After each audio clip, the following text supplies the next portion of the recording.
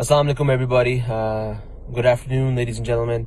Shaz Khan here. Just wanted to share a quick message with you all. I usually don't do this, but I felt a deep sense of an urge to share my little story as this coronavirus thing is sort of ramping up and getting pretty intense. I just flew in from Pakistan last minute a couple days ago and arrived in Los Angeles. And even though I have no symptoms, even though I don't feel sick, I'm self-isolating myself from my family.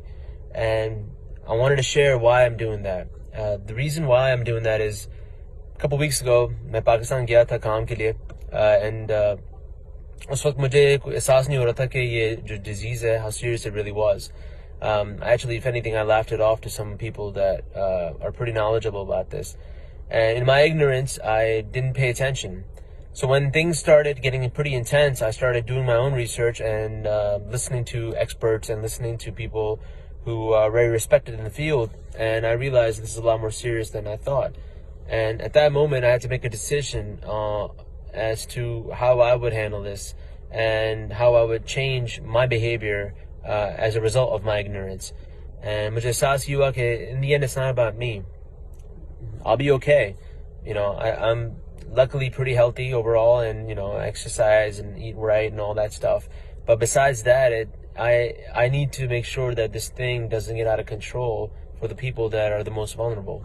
So this self-isolation, it's not just for me. It's this inherent social contract that I feel like has been around throughout the centuries amongst mankind.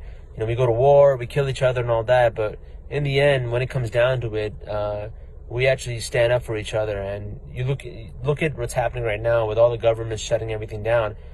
Everyone is willingly staying at home. It may be for selfish reasons because they don't want to get the virus, but it could also be because they actually care about those small few people that are actually vulnerable and who can get affected.